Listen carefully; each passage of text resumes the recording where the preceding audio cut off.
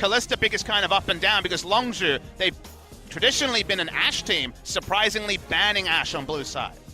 Take that one off the board, so maybe looking for that Kalista for themselves. We'll actually ban the Elise on blue as well, with Zach taken off the board. So that was, yeah, trying to drive us in a different direction, it seems. That was my expected first pick for Longzhu. So, okay, the Elise is banned away. Was expecting that to just be claimed, given how good it's been for Cuz. Gragas' priority starts to shoot up, but something like Sejuani and other newer picks could be there as well. And okay, this is what I was thinking. Because they haven't really shown Kalista mastery this season, they're going to play with fire and leave Kalista open. Prey is a legacy Kalista player, and guess what? You can pair Alistar with the Kalista very safely. Braum works as well. You cannot deny the available support pool. This empowers Gorilla. That's the reason Kalista is so strong. Early power spike, and your initiator gets stronger. Giving Gorilla more power is a scary thought. Yeah, I mean, but then we have to be worried about, how good is Gorilla at Alistar? I don't know if he's been practicing that one much, Papa Smith. He's been playing it on on competitive, wow. So they'll let you know. Well, here we go. This isn't too shocking. Just going to snatch up that Rumble. I mean, albeit could actually be a flex. We saw Peanut play this into the jungle, but likely for Antara up top. And one of my big criticisms for SKT, the thing I think they struggle with the most is the bot lane meta. They've been playing a lot of Varus Lulu. They've been prioritizing Lulu and Zyra when those champions are really out of the meta. And, okay, against Jin Air, they get 2v2 killed. That happens sometimes, not often for Bang and Wolf, but it can happen. But when you have a Lulu, you can't even exit lane as a pick support, like Thresh, for example, and make plays around the map. So you have to win the laning phase if you're going to be taking the Lulu, and they haven't been able to do that with any consistency. Gragas is the expected big jungler if Sejuani is not going to be considered, and Talia has been as high as first pick for a lot of mid laners. Pawn and Crown, both first picking it. Faker himself first picking it earlier. Galio's available, they'll still take it. SKT seem to be going very standard team fighting, but not with a hyper carry. When we've seen comps like this recently, it's been with a hyper carry, and in this case, it's just the Varus. So they seem to be shoring up their laning phases. There's a lot of safety here, but where the draft will go from here remains to be seen. You could also see the Gragas, perhaps moved up towards that top lane. Go into the Rumble. Outside chance. I mean, Khan doesn't have his Jace, but very often will pick for lane pressure. I feel like Khan having lane pressure is one of the big ways that Longzhu win a game. BDD can look for pushing lane, but Khan having a counter pick is so big for them. SKT have already flexed Peanut onto the Rumble before, so they are not married to the idea of running Rumble top in this game. It's been a good pick for Antara. You can see a lot of carry top laners have been banned. Yep. Jackson, Camille both taken off the board here for Khan, so it seems like SKT are pretty confident that Cuz will be the one running that Gragas into the jungle. Now, final ban here for the side of Longzhu. Get those next final picks underway, and it's going to be the Rex side. So jungle pool is pinched out considerably here for Peanut as he gets ready to select. You want to keep the flex possibility open here. So usually SKT counter pick for support with the last pick. That was their old meta approach. I actually would have preferred taking the support here and counter picking later for support, but they really seem to be focusing on getting a winning bot lane. Will that mean something like Lulu or Zyra, or will it mean something more risky? We'll wait and see. Sejuani, top lane was a thing of the first week of the season. It's been a jungle pick staple recently, so expected to be Sejuani jungle. Achilles, the first time we saw Peanut, we said, in an aggressive meta, this guy will be incredible. But it was a tank meta back then, and it's a tank meta in the jungle again, and Peanut does not fit the archetype of a great Sejuani player. Now, can he go out and have a great performance? Yes, but this is clearly the meta working against Peanut.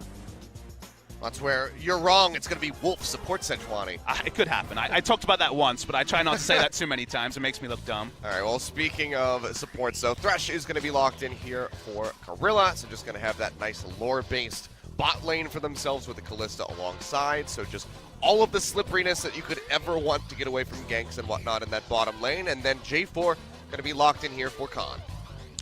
Now we are waiting for that support. Right now, hovering over the lane counter pick, just looking for the Zyra to poke down Thresh.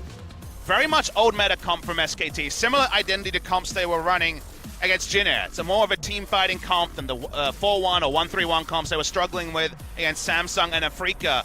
Didn't work against Jin Air. Now they have a lot of laning power. Sort of game where Sejuani should get a pretty free jungling phase because of how much power is in the lane. But this is not necessarily where the meta has been tending to post-Rift Rivals. lot more updated meta, it feels like, on the side of Longzhu, specifically the Jarvan priority being higher. That can be an answer to these immobile carries.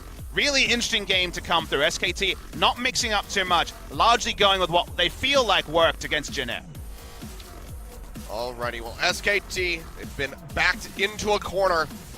Down 0-6 in LCK, 0-7 with Rift backed in there as far as their games are concerned. But now, one of the toughest opponents that they've had to face so far here in the summer split was Longzhu. And now they have to try to beat them again. And as the game goes on, will it be hard for Prey to do damage? Yes, Galio and Sejuani can sit on the Kalista. But the early game snowball, if Longzhu gets 3 kills, the pain will rain down on SK Telecom T1. All right, we'll have to keep our eye on this bottom lane, especially here with Gorilla going back over to that Thresh, see if they can get that lane priority and just take the game over from there. It's good to be back, Papa Smithy. I'm ready for some LCK action. This is one of the best matches we could have to kick things back off here. So let's go ahead and waste no more time and jump onto the Rift for game number 1. As I'd expect, all of these players have been anticipating this one for quite some time.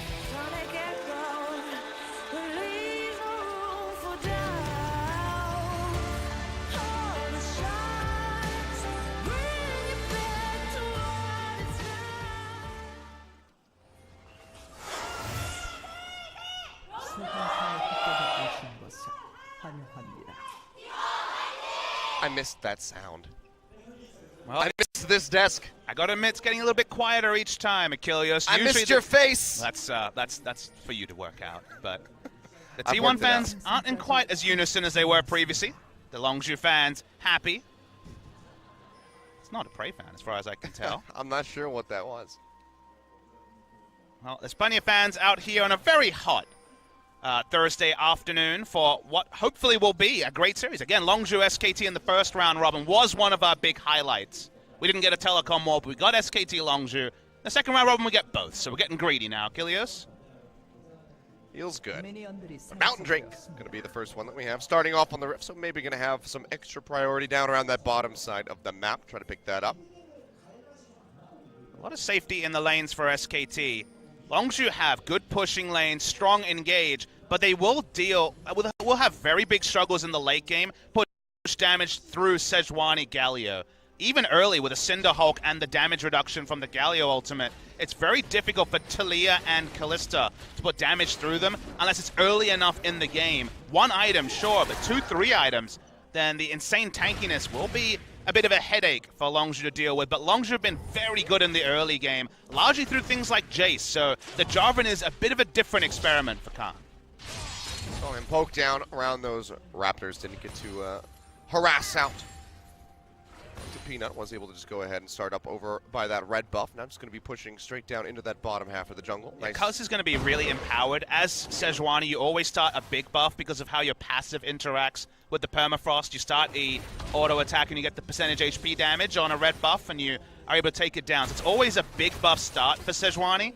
It was in a ward as well, so Kuz is really empowered this game. He basically has almost complete information about where the Sejuani will pop. Whether or not, again, translate that into some nice early kills here for his team. It's going to be yet to be decided.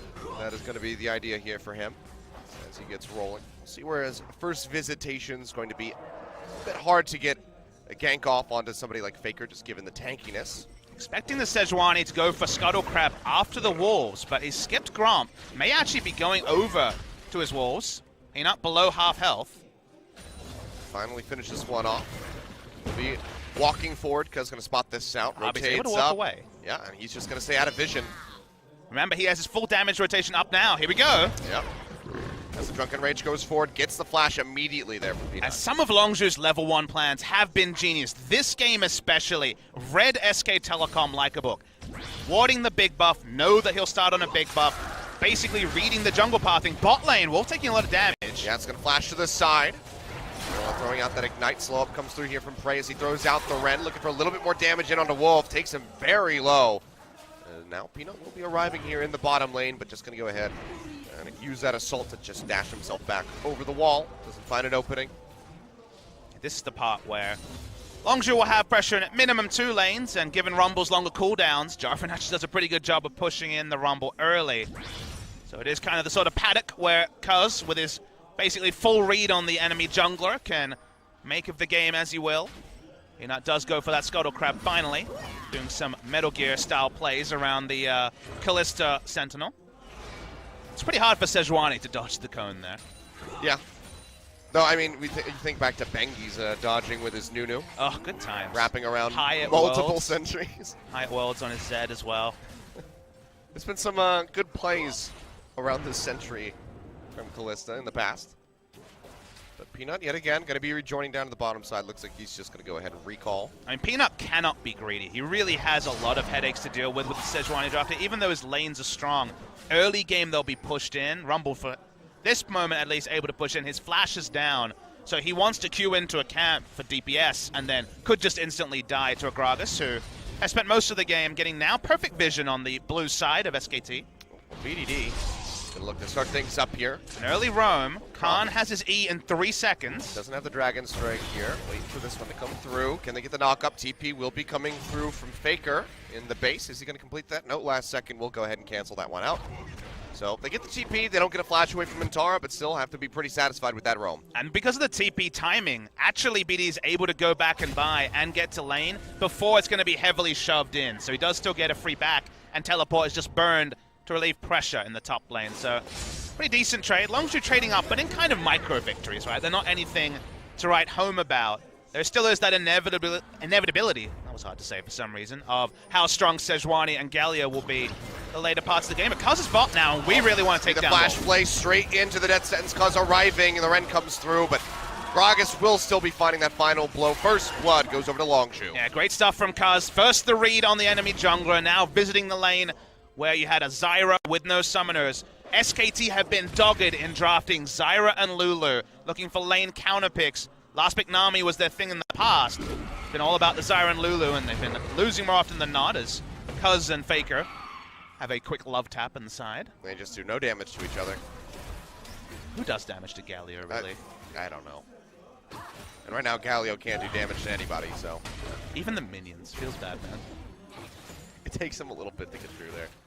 The budget rod of ages just, you know, doesn't feel as good anymore. I only do see the second Dorans just because of the AP values to clear, but even that is up in the air. Galio just gets super tanky. Kuro was the prophet, used to know no Doran's Ring build, even when Doran's Ring was broken, or maybe he was just slow on the meta, hard to read, but that build is certainly the staple now. Yeah, I can't really tell with Kuro, because, I mean, on one hand, it's like, well, maybe he is just slow on it, but at the same time, he's our highest MVP at the moment. Interesting choice by Khan. He actually rushes the Spectre's Cow. Usually we see Tiamat, we see Phage. Yeah. It's not always a Rumble matchup, but usually see offensive itemization to match wave clear, so that you have both the Q and the Tiamat proc also to push. This sort of suggests to me that he kind of admits that he's going to be taking a lot of damage. Usually when you see Spectre's Cow, you're not really chomping at the bit if you're Cuz to be ganking for that lane. It's more a survival choice in an extended laning phase. So we'll see if that translates to largely bot side play, which admittedly has been Cuz's playbook so far. Well, you mentioned that already, you know, working his way around here. Peanut very low. We'll have to go back to base, and it's going to take him a while to get down to this bottom lane should a fight break out. Cuz just getting rid of the Grump for now, and maybe just, yeah, we'll snatch up that blue buff. Nice timing. And the wave pushed in at the same time. So far, the coordination with their jungler that at the start of the season wasn't always great, you'll remember, has been super good so far in this particular game and has gotten significantly better over the season. Cuz hit 6 off the blue buff, so could potentially make a visit bot lane, but no Fate's Call available just yet. In fact, there could be 4 here very quickly. Well, just spotted out. We'll go ahead and clear out that ward. Do have to respect Galio's Hero's Entrance, so teleport and Hero's Entrance up from Faker. Nothing wrong with pushing up, posturing, and putting the fear into the minds of SKT. I mean, fear, you know, not something that they're really used to playing with, but as of late, it seems like that is much more the case. What is this new emotion I'm feeling? It feels like losing. I was not previously programmed to experience this. Yeah, the Faker robot, which of course back in the day people like to liken him to a robot, is I don't know how if he even has that emotion in his database. They've updated his firmware, and I think there's some bugs there. Gilius, roll it back! he needs to download more RAM. Oh. All right, well, BDD is going to get that nice little Galio rotation coming through. Does chunk him out a decent little bit here. But nothing more than that. Peanut a bit too far behind to try to offer up that glacial prison to find a kill. But the early game playbook from Longzhu hasn't grown anything. First blood, yes. A bit of a gold lead, yes. But the moment you start seeing Cinder Hulk, tank itemization on Faker and Peanut, is it impossible for Longzhu to win? Certainly not. But if they're pacing tankiness with damage from the sides of Kalista and Talia, the tankiness comes cheaper in most cases and is pretty damn effective. Something like the adaptive helm, you could say, from Faker is very likely, given how Talia's threaded volley works. There's some very good answering itemization for the Talia especially, and Sejuani is one of the best at sitting on Kalista and stopping her doing damage. So even though it's a good start for Longzhu, sort of game where you're never really sure how big your lead needs to be, and that sometimes spurs over-aggression. Well, nothing too crazy here from Longzhu at the moment. He's going to be handing off this blue buff for BDD so he can just poke more, he can clear better. The game has slowed down, and like you said, Longzhu haven't really been advancing much. Gold lead actually kind of getting drawn back in, reined back in rather, by SK Telecom. I mean, it's been smart play. It's been tight play. It's been well communicated. But like I say, is it enough? It's going to it needs to accelerate. It's going to be the check-in. So far, the return to laning focus in the bot lane hasn't really been their friend. The reason why I talk about that is that Zyra Varus, super common lane in spring season, but the engaged supports were well out of meta, and it wasn't as relevant that, let's say you get double killed in lane, you just return to lane. You just return to lane, you'd be behind an item, but maybe you get a gank and it'll work out. In this meta, your Thresh or your Braum, you're able to roam and make plays around the map. Moby Boots 900 gold, you can make things happen. It's a very different meta. And with engage coming from the jungle and support, and even the AD carry with the Fate's Call, there's so many different ways to kill a Zyra and Doran's Shield that these are sort of things that can happen. Oh, it's going to be the Weaver's Wall coming through. Wolf immediately going to flash over. We'll get that TP from Faker. That wasn't a good teleport from Faker. Actually very poor, you'd have to say. Everybody was already disengaged, and he's like, I'm going to go in 1v4, guys. Yeah, that was just poor communication, I would say, is the problem there. Usually it's a team move. For Faker especially, who's always been judicious on summoners. He really does need that update. Yeah, sometimes you update your firmware, there's bugs. I've downloaded many iOS updates, often bugs. Now he's laggy. But Peanut popping over the wall with the blast cones. Just going to find that control ward. A little bit of damage down onto Gorilla, but won't be finding that gank entrance that he was looking for instead. Likely just going to have to use that Arctic Assault to get over the wall. Well, some cast will come through. Hero's entrance from Fakers. The lockup does come down from that glacial prison, but now that's going to be the Lantern dragging him out. Hook not going to connect in onto Bang. TP being completed for Khan. Will arrive, throws down the Cataclysm, and Wolf will get locked into the pit, and he's going to die. Prey picks up his first kill. 2-0 here for Longzhu, so very extended bot lane visitation here from both sides, but Longzhu are the ones that put a kill on the board. And there were teleport wards for Antara, but clearly didn't get a call to teleport because never used it during the entire time. Pushing aggressively in topside, still not teleporting. Still looking for a little bit more. Death Sentence comes through, play in onto Faker, but the taunt comes down from the Galio. Prey jumping his way back with now the teleport comes in. Himself safe, but yeah, Antara is dropping in from behind. Fate's Call coming through. Prey throws Gorilla forward, but might just be throwing him into his death. Antara. Actually, they're going to try to turn this one around because Cuz is re-engaging Khan going forward. Let's get the pop-up, and they're able to get the kill as Gorilla snatches that up. SKT, a 1-for-2 in the end. They still will come out a bit further behind. Yeah, he still does trade up, like you say, Achilles. The teleport, while it was late, sure, it was a nice equalizer, but no one was really on the same page from the side of SKT. 2 teleports in a row now. You kind of ask your question marks, even though it ended up with a late 1-for-1 after the initial kill went the way of Longzhu, and they're going to keep invading. Peanut's low. Well, that's going to be the blast cone. Seems like BDD didn't quite get the angle that he wanted. Doesn't go over the wall here with Cuz. Maybe that was the plan. Not exactly sure, but the blue buff will just be going over to SKT as they head home. So Longzhu just going to go ahead back off of that. Don't want to get overly aggressive. Bot lane giving up that kill, something that they would have rather avoided. And Khan's build goes very against his identity. Remember, this is a Jace player. This guy will play true carries in the top lane. This is the first time I've ever seen him rush pure tankiness when damage was an option. Going for Adaptive Helm basically tells me he wants to use his initiation and thinks that the team has enough damage that he can sit on top of basically as much AoE as possible and just shut down specifically Bang. This is a item build where he wants to ignore the magic damage around the Varus and just increase CC duration because he just won't die very fast. Bit of an extended visit here to this bot lane. Brush from Cuz doesn't find an opening. Bang, avoiding that wall so the death sentence can't come through. He'll just be retreating back to pick up this red buff. Is spotted out by that control ward in the brush. We'll see if he checks it on the way out of here. Likely going to be standing for a bit longer, as is this Mountain Drake right now. 14 minutes in, no one has really even glanced at it. It is caught mid lane. Get locked up a bit. Peanut coming forward, but doesn't want to commit in with the ultimate. They'd have to go in underneath the tower. They knew that Cuz was in the vicinity, as he does say hello with that little body slam. Crucially, BDD didn't use either cleanse or flash as well. Steadfast use of summoners from a lot of our top mid laners recently. Top mid laners is a confusing way to say that. Agreed, but I'm talking about BDD, Crown, Horn, these sort of guys. Faker, I guess, is in there as well. I was going to say, like, top mid laners like Jace, you can play him in both. Galio, J4 once upon a time. Good old Jarvan. Mid lane Jarvan was a thing for a hot second. Sarsen, a big fan. There's a name we don't talk about anymore. He retired. His last attempt to qualify for LCK. It was the best for everyone. He played a lot of different champions. 23? Something like that. Something like the final count. That was a weird spring season. 2016? Yeah. And then they dominated the challenger scene and then lost. A lot of vision control from SKT around the bottom side of the map now. Previously was Longzhu's playground. Very deep control ward just to spot the pathing from Gragas. Not the sort of vision you can really play around, though, you should notice, whereas you can tell from Longzhu's vision exactly what they want to be doing. It's kill this man. Oh, Cuz already using that. Roll the barrel. Will just get jumped on. Intara trying to turn this one around, and he's just going to find it. That last auto attack, well, overheated, just beats Cuz into the ground. Yeah, it seems like Cuz was also disconnected from his team. There was no space for BDD to roam top. Had no way to get out. Heroic entrance came in as well.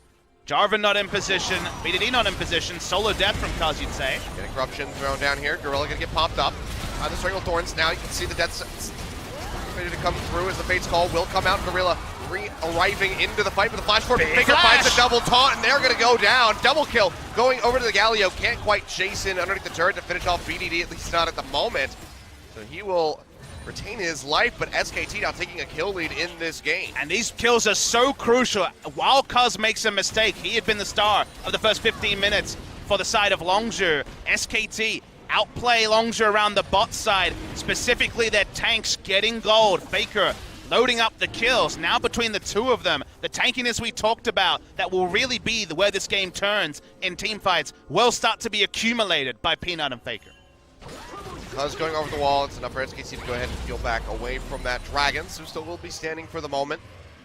As the TP comes down here from Khan, needs to arrive swiftly to stop this turret from going over, because first brick has eluded us thus far. Something that Longzhu would have expected given how the early game went, but SKT have stood firm. They have not been making sort of decision-making errors they had in their 3-loss series in a row in the LCK. A lot more steadfast, and their draft answers Longzhu super well in fights. So while we were appreciative of how well Longzhu played around their jungler specifically in the early game, headaches start to come through from Longzhu. Oh. Peanut.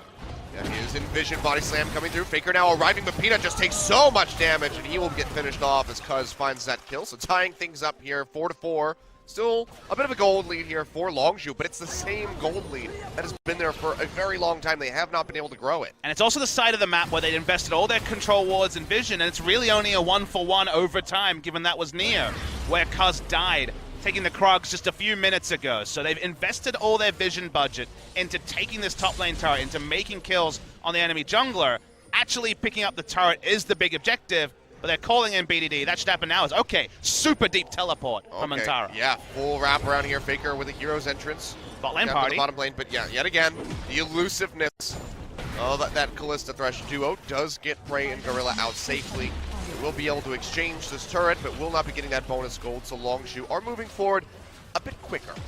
It means they will also have the tempo advantage onto Rift Herald, which it looks like they're going to be moving over to. So Leah has to answer the mid lane wave, so they actually have to abort it after starting the pigs onto it.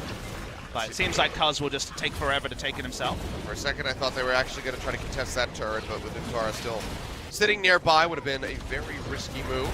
Cuz peeling off that Rift Herald as they both jump in onto Faker. He's going to get that double taunt coming through. He's a real tank forward. Cuz taking a bit of damage. Seems like both of them are going to go their separate ways. I love that SKT read the situation, knew that Rift Herald was going to be the obvious spot for Longzhu to go. Sends Faker alone to contest it. Enough to stop it, so that's a free Drake over to SKT. A Rift Herald answer. BDD just playing defensively here for his squad, just throwing down that Weaver's wall to make sure they can't chase forward. But let's talk about what SKT was able to achieve, because just from Faker walking up, even though he had Hero's entrance to use as a global, if something else happened elsewhere, no longer could Longzhu play around their strong side, which had been the top side of the map where a lot of their control wards were and where their advanced vision were. They couldn't take the Rift Herald, and they were forced to rotate through where SKT had put all their vision, their own red side jungle, and that's why BDD was so defensive, had to throw down the wall, and so basically SKT changed the path of battle, the field of battle, to where they were strongest. This is not the SKT we saw the 6 games in a row, so it's nice to see already they're playing around their strengths rather than minimizing their weaknesses, which unfortunately has kind of been the recent story. It's been going back to the SKT that we saw versus Longzhu the first time around. I mean, SKT are the ultimate team where you get no free lunches. This is the team that always, even if they lost the early game, wards would be on point. Their sideways would be on point. Faker, there's not much excitement here. It's still Galio. Yep. He's just going to justice punch his way out of there. And that was kind of the thing, was that SKT were doing some interesting new things, but their standbys were the things that were letting them down. Their ability to set up so cleanly and so smartly was letting them down. This game, it's tightened up pretty significantly. Longzhu still looking to go ahead and advance as much as they can. We'll go ahead, start this engagement down onto Faker. Play comes back through. He's just more interested in clearing out the wave, but now BDD's wrapping her from the side, as is Cuz. Faker going to be completely surrounded as the turret goes down.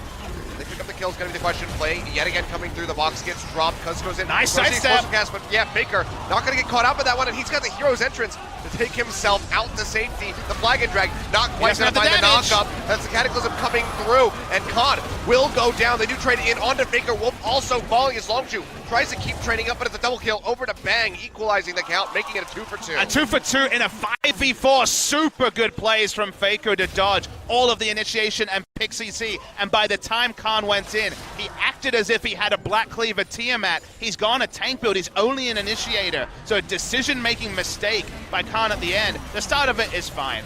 The moment that Faker had to use his first taunt to stop himself being dived, it was going to be a free turret. They already got the free turret, but then they get greedy. Khan feels like he can kill Faker, but he still has immense tankiness, and Khan doesn't have the damage. Following up and doing damage to a backline is not what Longzhu's comp does well. They don't have Hurricane. They have a Talia and a Callista hitting the closest target. Big mistake there, though, is Bang. Yeah, Bang pushing up here in the mid lane, gets chunked out, has to use the flash. So a lot of summoner spells used here from SK Telecom. Those last skirmishes, just a flash out from Khan.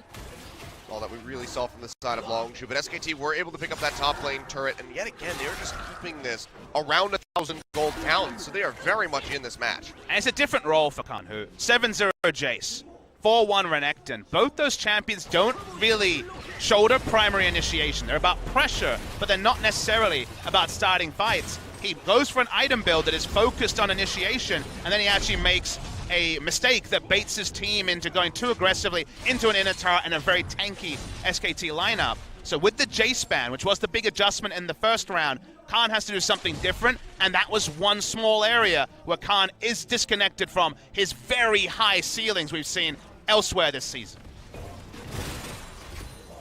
Longzhu now looking to knock down this final outer turret. It's already about 50%, but the wave clear from SKT is pretty significant. What with that Varus coming through, Faker looking for a taunt, doesn't find anything. They will hold on to that turret for a bit longer so far. Good CS leads for the side of Longzhu, who have been able to, as they've been rotating around trying to help Peanut in the early game, and just at the 2v2 laning phase, been able to do very well. But doesn't mean 2 items on Callista, with the QSS has delayed her power spike, which for now makes her less formidable in the 5v5, and those tank itemizations, they're coming, Achilles. Poking his head in from behind. Bray gonna get jumped on. He's able to take that dark passage out to safety. Now Khan's gonna be completely locked out. Wolf will be the first one that goes down. It's a bit too far forward there with that Zyra. Takes that one with his life, but can Longzhu get more? Can they even get the turn? It's gonna be the question. A big equalizer coming through from Antara, and they're gonna scoop up a kill in onto that Callista. A double taunt yet again. Comes down from Faker. They get Gorilla Khan. One hit away from dead. Can they follow up for it? Seems like he might just get himself out of here safely. As BDD and Cuz try to retreat, they have the wave clear to maintain a hold over this turret for the moment, but SKT yet again trading up. Cuz going forward, looking for something as the barrel roll nearly kills Faker. Here's the teleport coming through from Khan. Doesn't have much mana, but the Khan TP is coming through from the backside. Tries to get the prediction, but doesn't do it, but Faker is still going to be dead. A nice little fancy play there. The size up on the Justice Punch. Peanut will have that flash available, but BDD, he is out for blood. As is Khan, they come over the wall. Can they get the hit? One more will do it, and BDD is able to get it through with the threaded volley. Well, it was a really nice sidestep from Faker. It was still the right flag and drag because there was no exit path if he was establishing that way. No matter what. Exactly. It's the right decision. He's forcing them to juke into the Talia and his inevitable death. They get 2 kills on the outside. Nice teleport coming through from Khan. These fights are getting insane, but credit SKT. Their focus onto Prey when his QSS was down was what allowed them to turn the fight. It is so much on BDD and Prey to do damage with the low damage build coming through from Khan. They took him down. It went even. Longzhu still are in the driver's seat, but SKT are at least fighting. It looks more like the old SKT that we know and love. Wolf just starting things off, getting absolutely annihilated in the front line, but then Faker, I mean, the big taunts ready to come through. Yeah, the permafrost coming through into the nice equalizer from Antara. And then there's the lack of damage. That's the problem here. BDD has a decent mana bar, so he can do some damage, but not enough to actually turn things. Khan's teleport back in was the big factor. This is the picture-in-picture. The Infernal Drake does go to SK Telecom. Yeah, are able to pick that one up, and it seems like we have another fight breaking out. It's the picture is a bit too small for me to try to cast off this one, but no, GM, give it to us. There we go. We flip back over, and BDD is going to be the first one that goes down in the fight. Hero's entrance now from Faker gets the pop up in onto Gorilla. Prey's free hitting. Desperately tries to turn this one around. Prey is free hitting, looking for a kill onto Antara. It's a big win. Faker first, and out Antara will fall. Double kill going over to Khan, so they lose out on that Infernal Drake. We're going to have another replay. Probably miss another fight, but Longzhu, they kill 4, and now they're looking for Baron. Unfortunately, we were on about 3 inches of monitor here, Achilleos, with our small monitors and the picture-in-picture. But the fight around the Infernal Drake seemed to be forced, and in the end goes massively the way of Longzhu. SKT will have to judge their decision-making from the replay. Peanut is around, same level as Cuz. Let's see if they can interrupt him, because they do have the rent to secure this. This should be Baron to Longzhu. How much do you want to go for this one? Seems like it's a bit of a do or die moment. Has that blast cone ready to go if he wants to try to pop in to the pit. The death sentence comes through, and he is just going to surrender this one. Takes it out for a ride. The Rend is there to claim the Baron. So Longzhu for 20 minutes. All right, now let's find out how. So the big question, we saw Cuz come in, he didn't get it, and I was like, okay, this is going to back away. I was still focused on the replay. It goes super hard opening onto Faker. Peanut initiates onto BDD, who is taken out, but the explosive cask is massive in the backline, and Prey, with his QSS down, this time has no more threats to respect. Galio walking away, Antara walking away. This is what Kalista can do in an early fight. If she gets free targeting, she is able to clean up teamfight. She is truly the snowball early game teamfight AD carry, and Prey did his job. And again, this is one of those things that SKT didn't really respect or maybe expect from Longzhu to first pick this Kalista legacy pick, as you say, but they go right back over to it, and Prey, he is having one hell of a game, 4-3-5 at the moment. I actually disagree with that analysis. They had to know it was likely, but they thought they had the answer. They thought Sejuani Galio would be enough tankiness and just say, okay guys, it's a Kalista, wait and we'll be fine. Eventually we'll be fine. The fight around the Infernal Drake doesn't go the way they expect, and by the time it does, Kalista is able to actually win a fight when she was strongest. All-out siege mode here now for Longzhu, trying to knock down these inner turrets. Won't be able to do so. Still the wave clear, even with those Baron-empowered minions, is very strong from SK Telecom. It's just going to be a bit of back and forth between this mid and bottom lane, but it seems like Longzhu will have the break this time. Yeah, the problem in the previous fight was everything being used onto BDD. Sure, there's 2 squishy, consistent DPS dealers, but this is the time in the game where Kalista has to be priority number 1 above all else, and the moment Kalista didn't have constant CC and constant threat on her, she was able to win. So it was just a decision-making mistake. They feel like they can contain the Kalista, but they gave the Kalista a bit of a bounty of gold, and that may be difficult, at least for the next 5 minutes, until another tank item comes on to both the front lines. Certainly suffering for leaving that up now. Prey is going to be looking for more and more kills, has had a nice CS lead throughout that laning phase over top of Bank. As the kills to back it up as well, so plenty of gold going over to him. quite a many few kills in this game so far. Just about to be 29 minutes through. Bang does shoulder a lot of the damage on the side of SKT. We've been so focused on the Kalista and the Taliyah, we have to remember that the damage largely gated around Bang, being able to put out massive damage in fights. He is 50 CS behind, even with Zyra as the support counterpick. So losing lane this significantly for Bang and Wolf has certainly not been a staple of most of their ascent over the past couple of years. And Varus always does have damage queries. There is still a Jarvan that can make his positioning almost impossible in a team fight. So battle of the AD carries the next fight. It feels like whichever team has the AD carry lead should inevitably win the fight. Well, now push forward here. Faker going a bit too far up. We'll have that double taunt yet again, trying to keep himself safe. Justice punches out away from that death set. So will not get locked down, but Longshu seems like they want to go all in to knock down this final inner turret. Looking up. Pushing forward. Baron buff getting ready to expire. Death Sense comes through in onto Peanut, but he's very tanky there with that Sejuani. Keeps himself safe. Weavers will already use, try to keep them cordoned off. They will take free damage, but no more for now. I mean, BDD just has him backed into a corner, and he's just pelting them with rocks. So several of them do get chipped down to around half HP. Have to go back to the fountain, and that will be Longshu claiming that final inner turret. Just the inhibitor ones remaining here for this squad. But in the meantime, seems like they're going to go ahead and go back, spend this gold that they got, and then get prepped for that Infernal Drake that's going to be spawning in a minute. Isn't it amusing that a year later, because Taliyah, of course, was massive this time last year, just before her nerfs went live. The nerfs went live just around the playoffs in summer 2016. And it was because, well, she pushes every lane in, and then she's basically Twisted Fate with more damage. Now this year, actually the use of Taliyah in summer seasons has been totally different. Sure, the shoving is still true, but it's honestly a bit Rumble-esque where you walk up to a turret, you put down the Weaver's Wall, it might as well be an equalizer, and you get a free objective. So the objective trades keep going well for Longshu because they're smart with the use of the Weaver's Wall. It's no longer that global, which it can be, but almost every scenario it's used to secure objectives as Longshu continue to rain down turrets. They have 6 outer turrets and inner turrets down. It's only the base turrets that separate them from breaking the base. So what you're saying is nerf Taliyah. Yes, absolutely. But I mean, she's cool, so at least she's a fun champion in the meta. They're still walking up for now.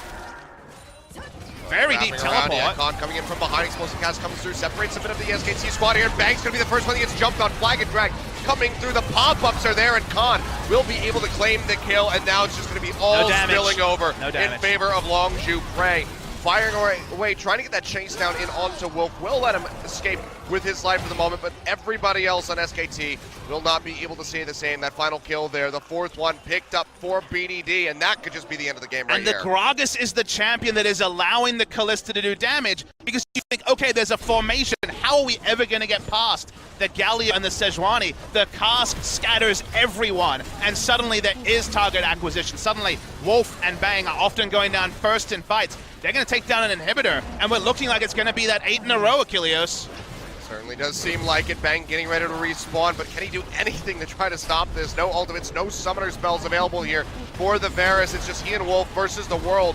Members of Longshu are rather low, but now that Nexus is exposed, Wolf with no ultimate, they'll just jump straight in onto Bang, almost take him down, but to say, you know what, let's not get too greedy, let's just go straight in for the next